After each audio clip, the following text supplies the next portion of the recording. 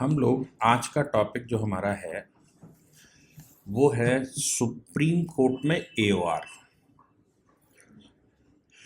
So what type of practitioner are in Supreme Court? How can we do the practice in the Supreme Court? What are the eligibility criteria to practice in the Supreme Court?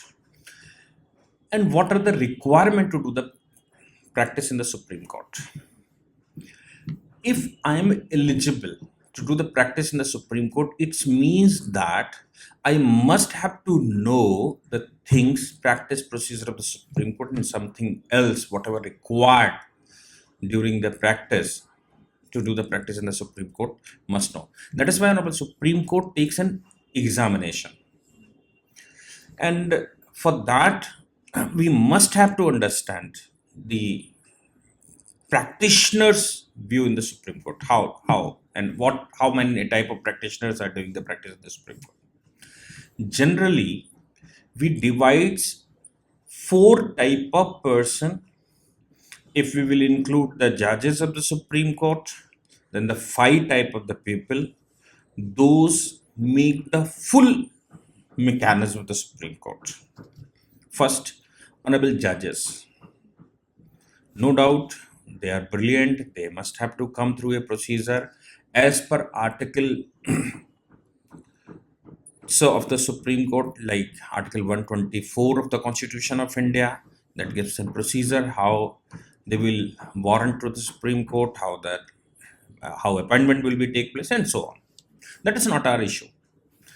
Now the second, senior advocate. In the Supreme Court, senior does not mean the aged person. So of whatever age the person is doing the practice, need not be a Supreme Court senior advocate. Senior advocate means he has to claim before the Supreme Court. Supreme Court will designate as a senior advocate. It is possible the age of the advocate is 30 years or 34, 35 years. But Supreme Court will designate that person having the capacity and that person having extraordinary knowledge of law. That is why we are designating that person as a senior advocate. So in the professional ethics, we will study senior advocate, how designate senior advocate, who are senior advocate, what are the right and duties of the senior advocate, what are the practice procedure of the senior advocate, and etc. Second category of the advocates are the person who is qualified the examination conducted by the Supreme Court itself. No, not senior advocate. Senior advocate will be designated by the Supreme Court. Okay, on the basis of the practice.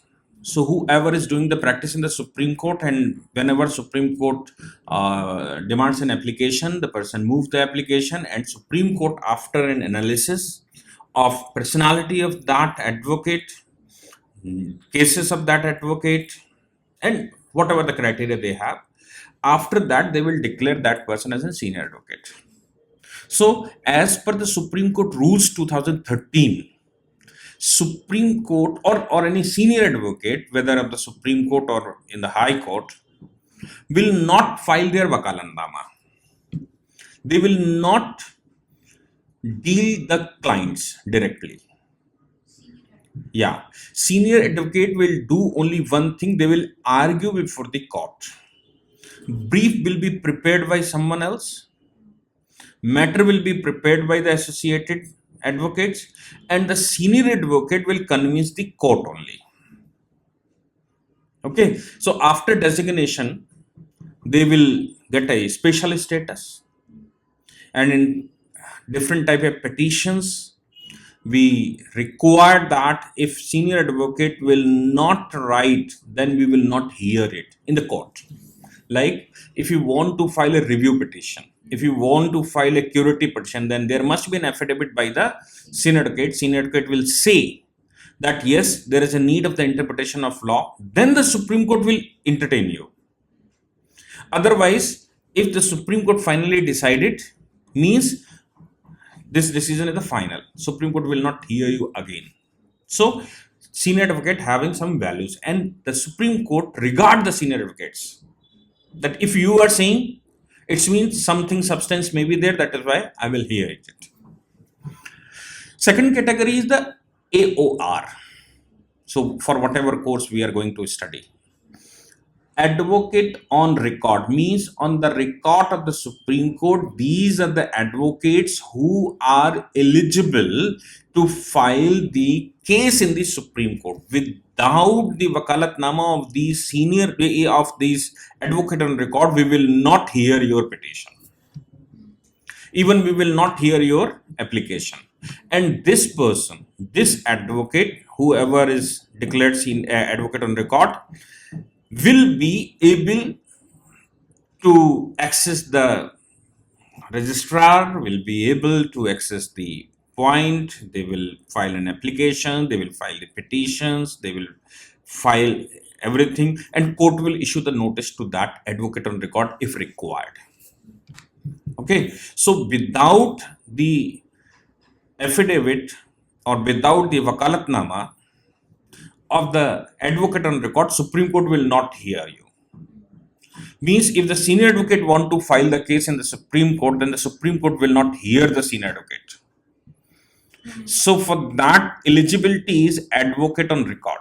So the person must be advocate on record and having some eligibility criteria. They will conduct the examination, and after qualifying the examination, you will be designated as an advocate on record. Then the Supreme Court will invite you or will hear you.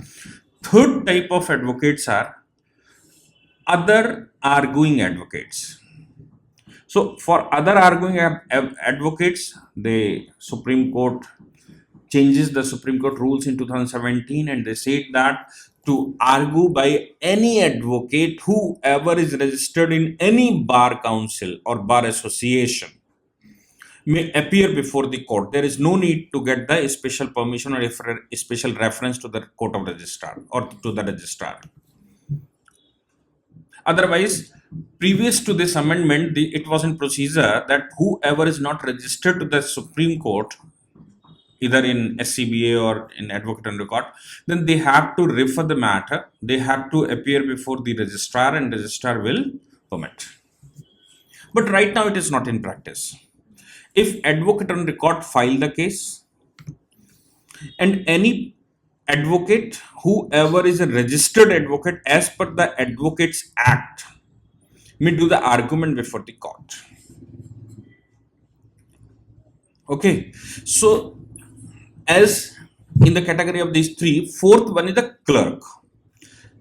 Always keep in mind that the advocate is not a clerk. Like unfortunately in India, 90% practice in the court are of the clerks, and itself doing by the advocates.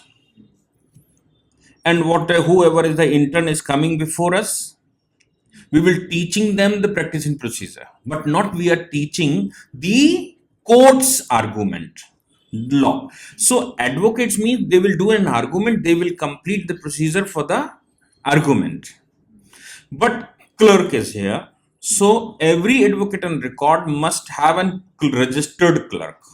For that, they also take a conduct exam. Means anyone want to get the clerical job to the advocate on record in the Supreme Court, then they must have to qualify the examination. And after qualifying the examination, if I am an advocate on record, then I can appoint my clerk from the list given below. So fourth are these. So finally, we can say five type of persons are there: judges, senior advocate, advocate on record, other arguing advocate or other advocates, and clerical job. Clerical staff of the Supreme Court, clerical staff of the advocates. So these are the five pillars in the Supreme Court. So what are the eligibility criteria to be an advocate on record in the Supreme Court? See, for all type of practice and procedure, for the judges, for the bench, for the bar, for the clerks, for the advocate on record, for the senior advocates, whatever. They all are given in the Supreme Court Rules 2013. So each and every person, whoever is doing a practice in the Supreme Court for whatever post, for whatever level, must or are binded by the Supreme Court Rules 2013.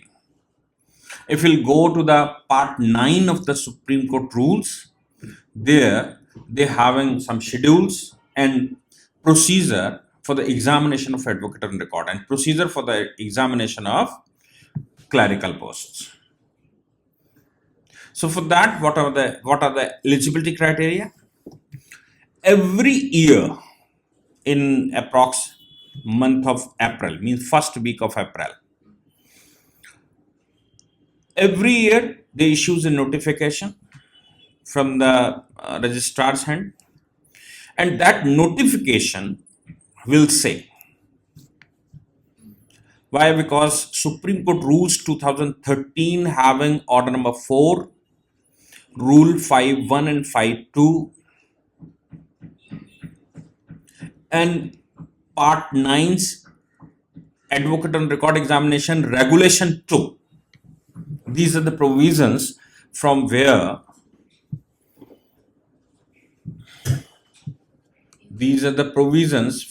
we will conduct the exam. So Supreme Court gives announce a notification every year. And now Supreme Court will say what are the dates from when you will be eligible to file your application and what is the last date. After and last date, they will require that what are the eligibility criteria to give an exam. First, any advocate whoever is doing a practice or has been doing a practice either in Supreme Court or in any court in India from at least last 4 years is eligible to give an exam. Subject to the condition is this, that must be the intern for 1 year at least to the advocate on record, whoever having the at least 10 years of practice.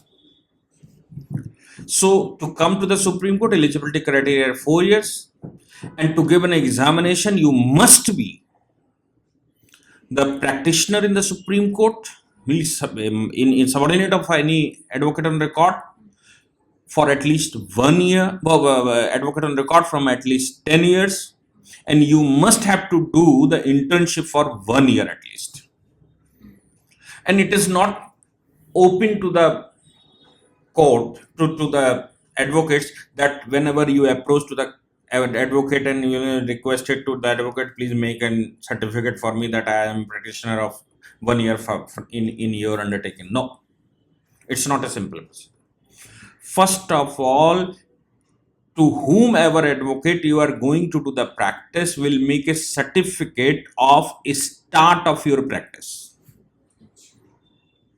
Means he is given the consent that so and so person are coming to me, and from this and this date they started the practice under my supervision, and that certificate will deposit in the registrar office. So if advocate on record is saying that he is doing practice from last 4 years, it is irrelevant.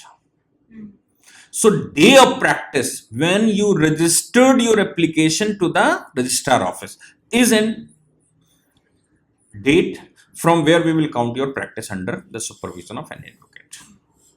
So after successful completion of 1 year of practice, now the same advocate will make a certificate of completion of practice and will write the description in what cases he appeared with me, in what cases he did the job, in what cases he was involved, and whatever he want to write. And he will declare that now this person is eligible to do the examination for the advocate on record in my eyes. Now this completion of practice certificate will again deposit to the registrar office, and registrar will require that before the 1st April of the same year you must be completed your practice of 1 year. Okay, now so 4 plus 1, 5. Any advocate who ever want to give an examination having the 5 attempt only, and 5 attempt does not mean that I have filled up the form and not given the exam, that is why that attempt will not count. No, if you have filled up the form, then your attempt will count there. You filled the form, now you was absent in the examination without any cause, without getting the exemption application or medical application to the registrar, then they will count your exam. But medical exemption Have to get the permission from the registrar with the application that what are the causes, why I am not eligible to give an examination right now, I am not able to give an examination, so please exempt me this attempt. Registrar will make an order that you are exempted. If he does not, your cause is not sufficient, then he will count your attempt. So you have a maximum 5 attempt. One thing. Now they will ask 4 papers. They will evaluate 4 examination papers. And 4 examination papers are: first, practice and procedure of Supreme Court. Practice and procedure of Supreme Court. In this paper, they ask especially for the Supreme Court rules. So whatever the rule, sub-rule, regulation, schedule, whatever they have given, they can ask anything from there, including the judgment upon the Supreme Court rules. Like, if you go to the Rupa Ashok Hura judgment, like curative petition. So Supreme Court rules are saying that curative petition can be filed in the Supreme Court as per the Rupa Ashok Hura judgment. Nothing else they wrote in the Supreme Court rules. So now we must have to go to the Rupa Ashok Hura judgment. What is the practice and procedure for the curative petition? If you're eligible, then you may file the curative petition, otherwise you not. So practice and procedure. First thing. What I am saying, that what should be the practice by the judges, what should be the practice by the advocate on record, what should be the practice by the senior advocates, what should be the practice by the clerks, and what are the practices in the chamber court, in the motion court, in the proper court, in the single judges, in registrar court. Because in the Supreme Court we don't go directly to the court like in the lower court. So it qualified various stages. Whenever we will file, it will go to the registrar court. If needed, then we'll send to the chamber court.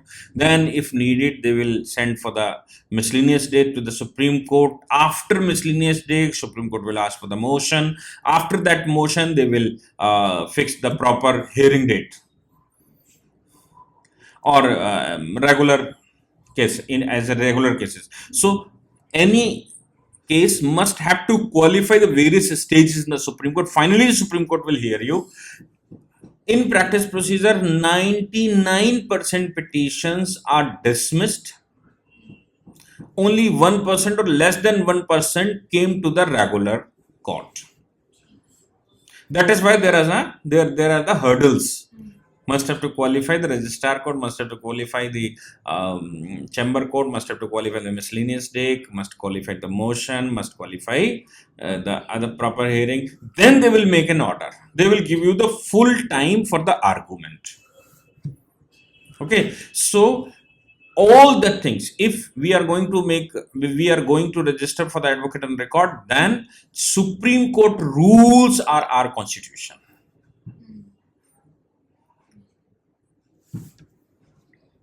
Okay, 3 hours paper, and they will categorize part 1, part A, part 2, part 3. Now later on we will come on that part also.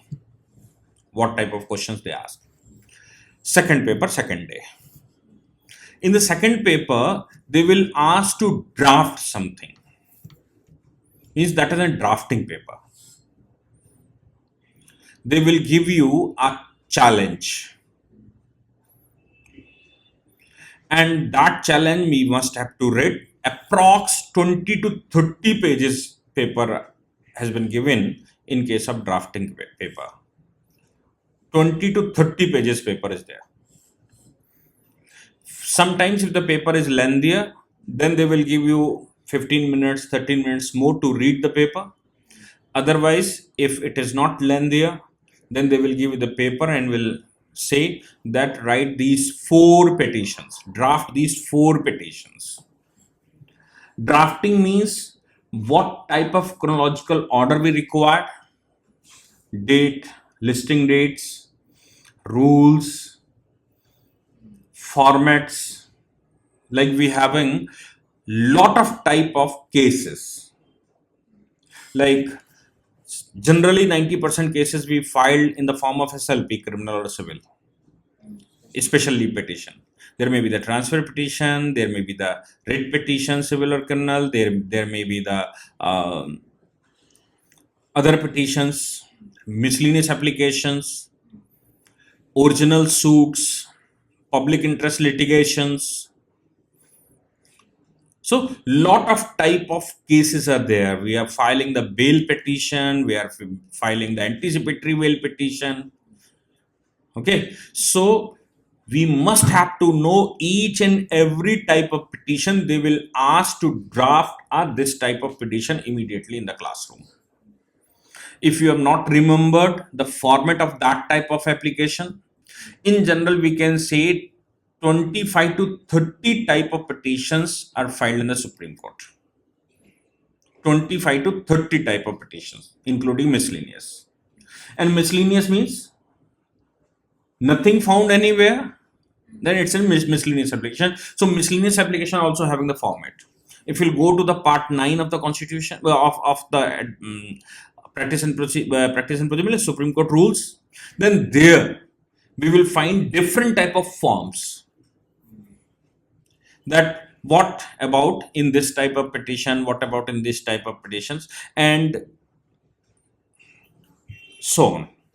Okay, so drafting skills, memorandum of draft, format of draft, essential requirements for the draft, your learning skill, your understanding skill of any problem. So if you are not perfect in that, then you will not be able to write the 4 or 5 petitions there in 3 hours. Okay, third paper, third day. Because advocate have to do the practice, then if he is not very fine in ethical side, he knows that what are the rules and regulations of the Supreme Court, he knows the drafting, but he himself don't know what is the advocacy. What is my role? Whether my role is to win the case or my role is to help the court. My client is supreme or my court is supreme. My case is supreme or my ethics are supreme. Why I am there? Whether it's my professional job, no doubt, but with the professional, whether we having some duties toward this nation, we having duties toward the law and order of the country, we having some duties toward the legal development of this country. So all these things they will ask in the contrary views, in some typical forms. Yeah, actually this is the philosophical part. What the contrary views are there, what are the contemporary views are there, what are the practice in the US, what type of writers of US are saying about the advocate, about this issue. They will ask some practical problem also, that you are on the dharma sankat, that whether this to this, then we have to decide, we have to write here that as per that and that writer said that this is the practice, this is the procedure, we must acquainted with these type of facts, we must be acquainted that what is my duty. So if we don't know, but we knows the law, it is not sufficient to do the practice in the Supreme Court. That is why you must have to qualify the advocacy and professional ethics exam also. And in Supreme Court, 90% advocates who participate in the AOR examination failed in the advocacy and professional ethics. Because they learn the drafting, they learn the practice, they learn the rules and regulations, but they don't know different type, what is my duty in the different type of situations. Because generally in India, it is in practice that my client is my God, but it is not so. In case of practice, your client is not your Lord. Your Lord is the Supreme Court, your Lord is this country, your Lord is the law and order. Your Lord is the law and legal development. And the fourth examination, on the fourth day, they ask for the 3 hours, that is of the leading cases of the Supreme Court. They will provide you the list at the time of notification. Approx on an average 40 to 50 judgments they will provide you. Not the judgment, only the case history, okay, case list. And these 40 to 50 cases are very important. Why? Because these 40 to 50 cases are the cases on the basis of these judgments, Supreme Court established their own rules and regulations. Like I said, Rupa Ashok Hora judgment. Supreme Court changed the law under Article 141. They made an order under Article 142. Like Puttu Swami judgment, that is an important. Keshavananda Bharati, that is an important. Golaknath, that is an important. I.R. Koilo, that is an important. Menaka Gandhi judgment, it's an important. So 40 to 50 judgments, they will quote you that you must have to come to do the exam, to participate in the exam, you must be acquainted with the judgments. Not only acquainted, what was the minority judgment, what was the majority judgment, what type of, who said what type of principle established. Actually, if the judgment is of 1000 pages, you must have to know the 1000 pages, what happened there. In what type of matter, in what type of situation, in what type of problem, Supreme Court suggested something. Every intricacy must be there. You must have to know. For that, they will provide you a book of the judgments. No doubt, but that book is of approx 3,000 to 4,000 pages or 5,000 pages, and you having only 3 hours. How will you read? And that book is not published actually.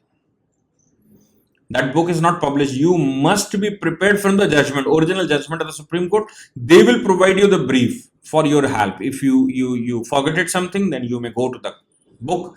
But if you have not learned that these cases, you will go to the book. Then it means that you will not waste of time. You will waste the time, and you will not be able to solve all the problems. That is an open book assignment, you may say. So these are the 4 examinations, 4 papers. You must have to qualify these 4 papers. After qualifying these 4 papers, they will give you the certificate of the advocate on record, and you will be able, or you will be eligible to file your wakalatnama in the Supreme Court. And means you will be an authenticated person of Supreme Court, authenticated advocate, lawyer to the Supreme Court, that Supreme Court will interact with the advocate on record. Supreme Court directly will not interact with the senior advocate, except in at the argument stage. Supreme Court will not interact with the other advocates, except at the time of argument. Supreme Court want to interact, then they will interact with the advocate on record. Whatever the notice they want to give, whatever the information they want to give, whatever they want, then they will communicate with the advocate on record. And advocate on record will be eligible person to access the files from the Supreme Court. Neither the senior advocate can access the files from the Supreme Court, nor other advocates whoever is an advocate, arguing advocate, but can't access the files from the Supreme Court. If we want to access the file, if we want to get the certified copy, if we want to got something in my case, then only advocate and record can file that. Yes, this is the practice and procedure of Supreme Court. Then you will be eligible to do so. Okay, for that, one by one, we will discuss each and everything. Like for the first paper, practice and procedure of the Supreme Court, we will discuss all the orders with the rules, with the schedule for all the parts. If we will not be able to learn these things or to understand these things, then how can we participate? Drafting skills, formats, what type of petition required, what type of format. So in the drafting, advocacy and professionalism, that is a huge area. And for that, we will go to the various writers, various judgments of the Supreme Court and High Court. Like we having a lot of judgments by the Supreme Court where the Supreme Court decided that what is the role of an advocate, who can decide against the advocate, who will be about what will be the bench or organization or the forum where the dispute of the Supreme Court will, because dispute of the advocates will be decided there, and ethics, what to do and what not to do. So lot of writers of the word we will discuss there, and the leading cases, no doubt, each and every leading cases as per the list of the last year. We will discuss every judgment and various parts of the judgment. If we are able to understand these 4 papers, then we can say that we are not going to the advocate on record examination, but I will be acquainted with all type of cases of this country about advocates, and for whatever court we want to appear, I will have a confidence there because I'm acquainted with each and every aspect of the Supreme Court. If we are like so, then with the little changes, all the courts will do the same type of practice. Okay, so we'll do the discuss on these.